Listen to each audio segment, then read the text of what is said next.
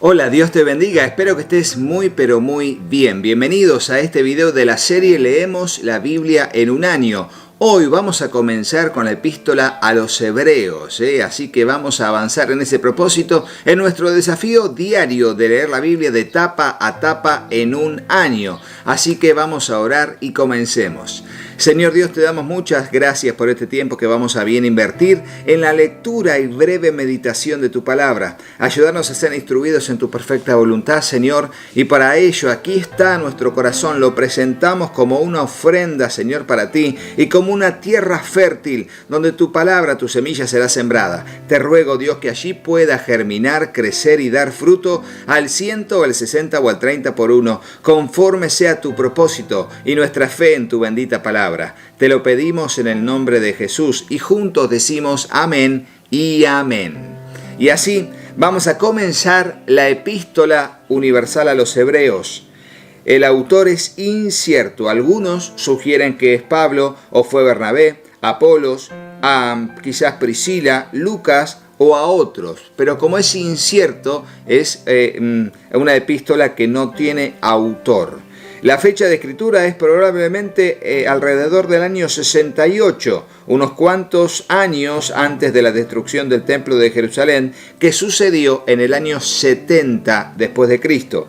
El propósito es demostrar que el cristianismo es superior al judaísmo y demostrar la suficiencia de la obra de Cristo.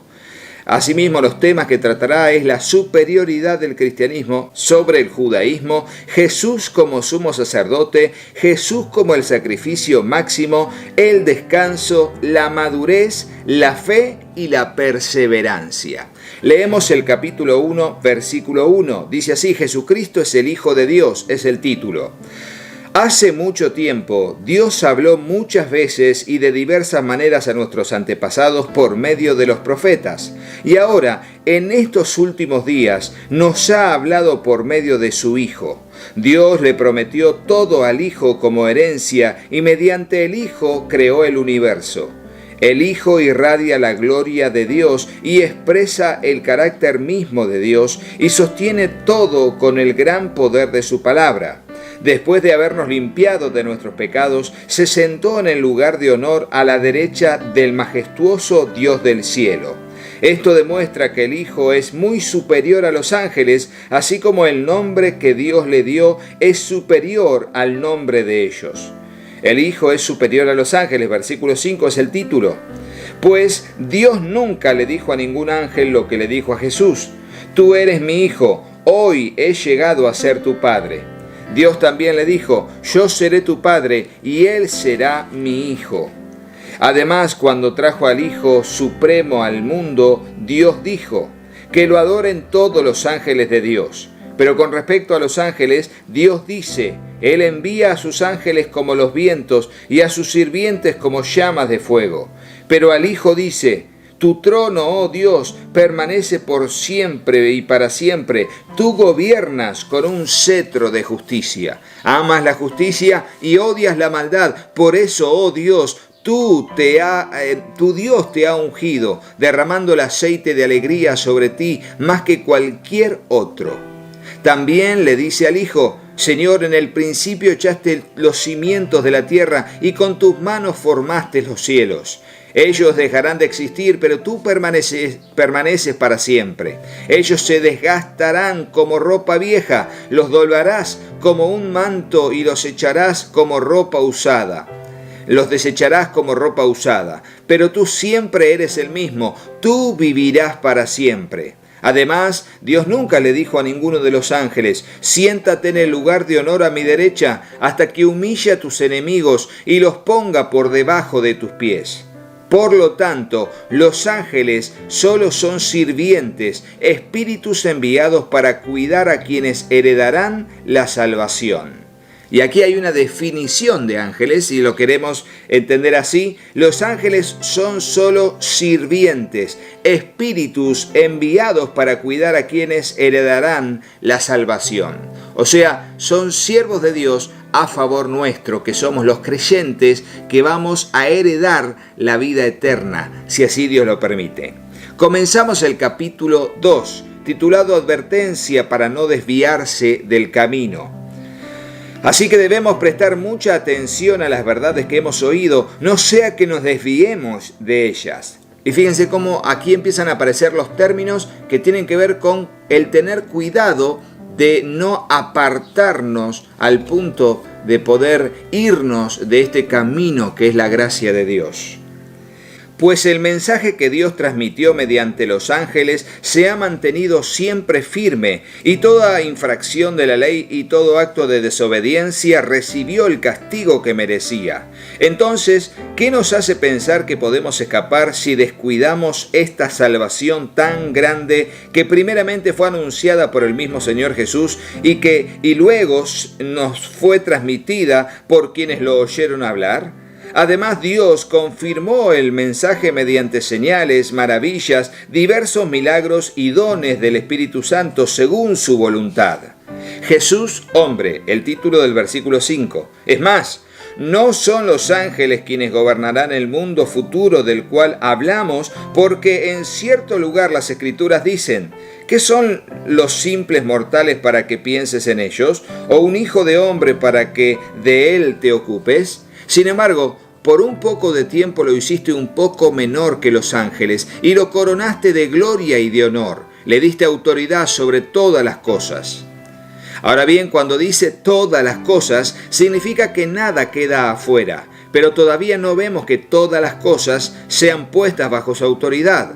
No obstante, lo que sí vemos es a Jesús, a quien por un poco de tiempo se le dio una posición un poco menor que los ángeles, y debido a que sufrió la muerte por nosotros, ahora está coronado de gloria y honor.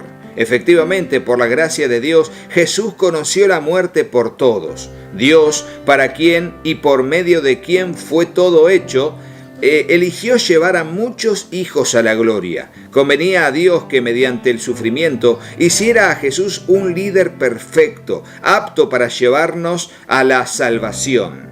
Por lo tanto, Jesús y los que Él hace santos tienen el mismo Padre. Por esa razón Jesús no se avergüenza de llamarlos sus hermanos. Pues le dijo Dios: anunciaré tu nombre a mis hermanos, entre tu pueblo reunido te alabaré. También dijo: pondré mi confianza en Él, es decir, yo y los hijos que Dios me ha dado. Y fíjense cómo acaba de pasar uno de los mejores versículos del libro de Hebreos, que tiene que ver con que Jesús no se avergüenza de llamarse sus hermanos. Ponelo en el comentario, sí, ponelo en el comentario. Jesús no se avergüenza de llamarse nuestro hermano. ¡Qué lindo, qué lindo, qué lindo! Debido a que los hijos de Dios son seres humanos hechos de carne y sangre, el Hijo también se hizo carne y sangre, pues solo como ser humano podía morir y solo mediante la muerte podía quebrantar el poder del diablo, quien tenía el poder sobre la muerte. Únicamente de esa manera el Hijo podía libertar a todos los que vivían esclavizados por temor a la muerte. También sabemos que el Hijo no vino para ayudar a los ángeles, sino que vino para ayudar a los descendientes de Abraham.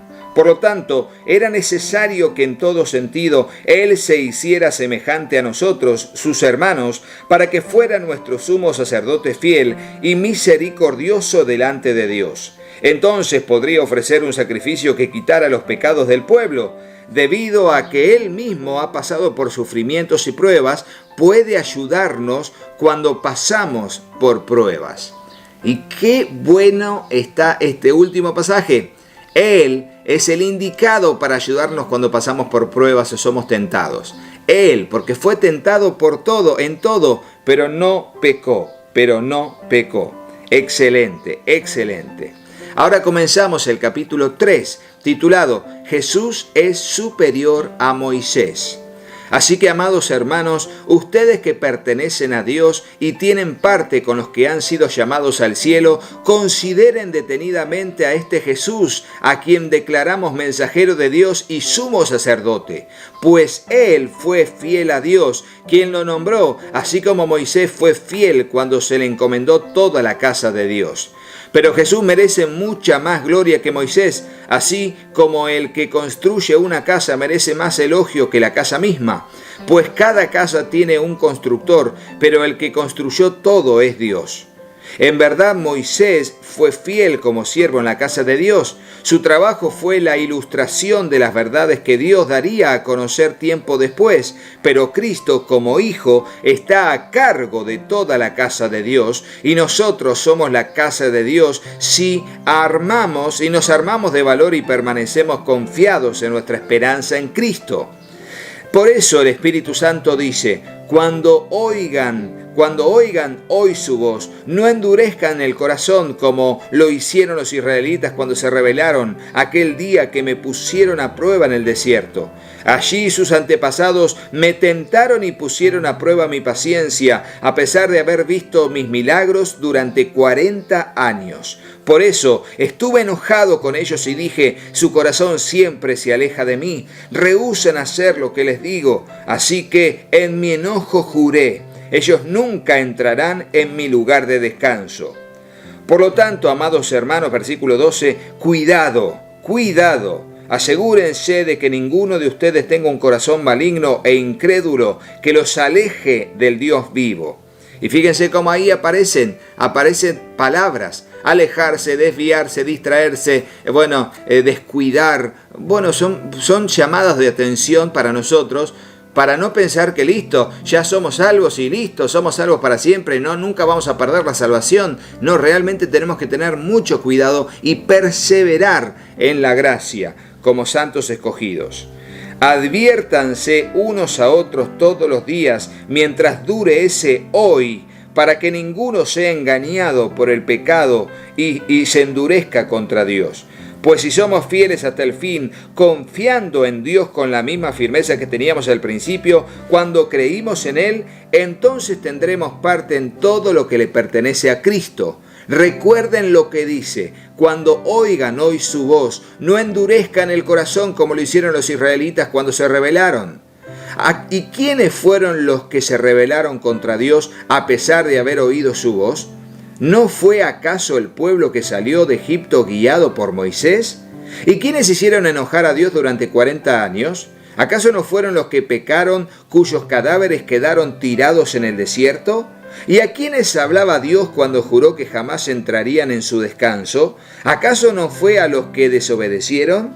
Como vemos, ellos no pudieron entrar en el descanso de Dios a causa de su incredulidad.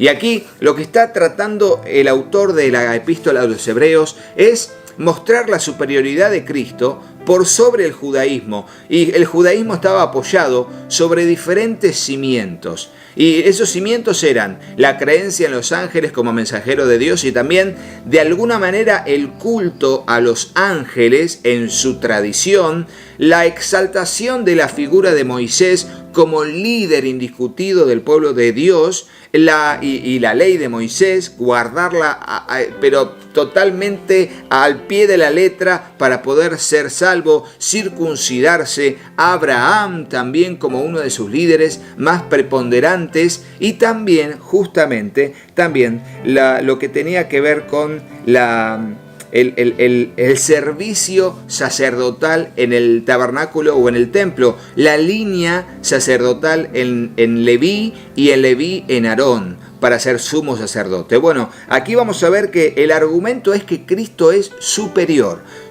a todo esto que era parte del judaísmo, porque estableció Dios un nuevo pacto, no basado en la sangre de los corderos, sino en el Cordero de Dios que quita el pecado del mundo, que es el mismo Jesucristo. Leeremos ahora el capítulo 4, titulado El descanso prometido para el pueblo de Dios. Y ahora va a aplicar esto de que no entraron en el descanso, tenía que ver, no entraron en la tierra prometida. Para nosotros en este pacto, el descanso es ir al cielo, es disfrutar de la vida eterna en los cielos. El descanso prometido para el pueblo de Dios. Versículo 1, capítulo 4. Todavía sigue vigente la promesa que hizo Dios de entrar en su descanso. Por lo tanto, debemos temblar de miedo ante la idea de que alguno de ustedes no llegue a alcanzarlo. Pues esta buena noticia del descanso que Dios ha preparado se nos ha anunciado tanto a ellos como a nosotros, pero a ellos no les sirvió de nada porque no tuvieron la fe de los que escucharon a Dios. Pues solo los que creemos podemos entrar en su descanso. En cuanto a los demás, dijo Dios: en mi enojo juré, ellos nunca entrarán en mi lugar de descanso. Si bien ese descanso está preparado desde que Él hizo el mundo, sabemos que está preparado debido al pasaje de las Escrituras que menciona el séptimo día. Cuando llegó el séptimo día, Dios descansó de toda su labor. Pero en el otro pasaje Dios dijo: ellos nunca entrarán en mi lugar de descanso. Así que el descanso de Dios está disponible para que la gente entre, pero los primeros en oír esta buena noticia no entraron porque desobedecieron a Dios. Entonces Dios fijó otro tiempo para entrar en su descanso y ese tiempo es hoy. Lo anunció mucho más tarde por medio de David en las palabras que ya se han citado: cuando oigan hoy su voz, no endurezcan su corazón. Ahora bien, si Josué hubiera logrado darles ese descanso, que sería la conquista de la tierra prometida, Dios no habría hablado de otro día de descanso aún por venir. Así que todavía hay un descanso especial en espera para el pueblo de Dios. Pues todos los que han entrado en el descanso de Dios han descansado de su trabajo, tal como Dios descansó del suyo después de crear el mundo.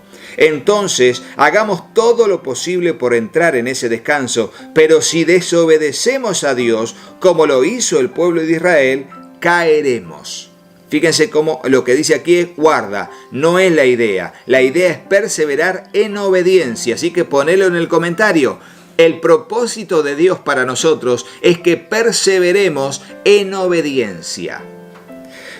Pues la palabra de Dios es viva y poderosa, más cortante que cualquier espada de dos filos, penetra entre el alma y el espíritu, entre la articulación y la médula del hueso, deja al descubierto nuestros pensamientos y deseos más íntimos.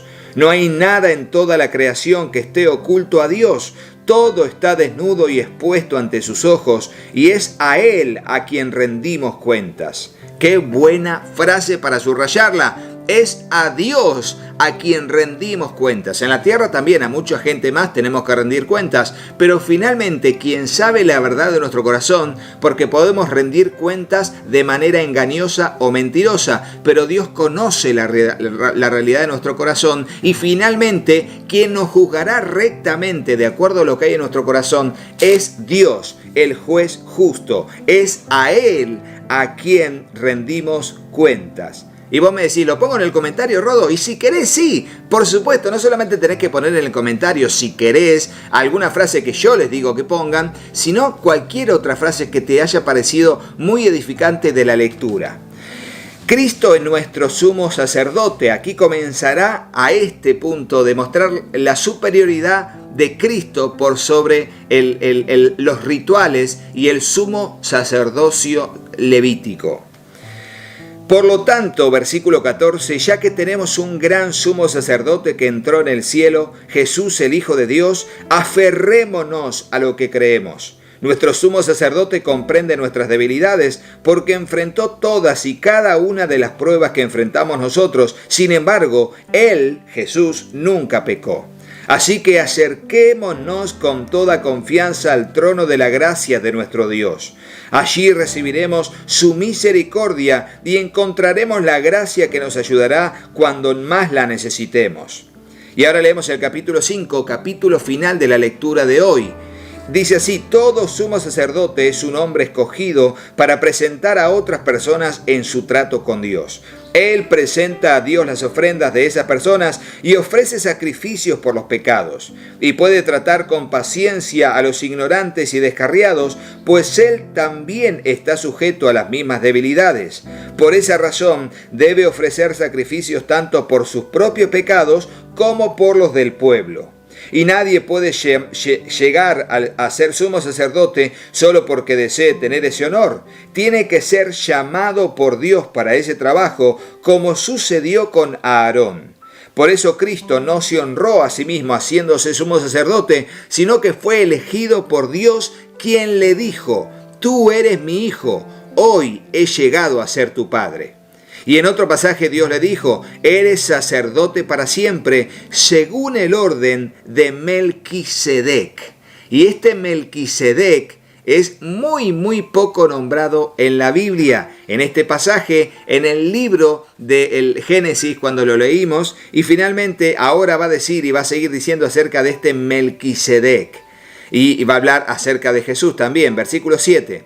Mientras estuvo aquí en la tierra, Jesús ofreció oraciones y súplicas con gran clamor y lágrimas al que podía rescatarlo de la muerte. Y Dios oyó sus oraciones por la gran reverencia que Jesús le tenía. Aunque era el Hijo de Dios, Jesús aprendió obediencia por las cosas que sufrió.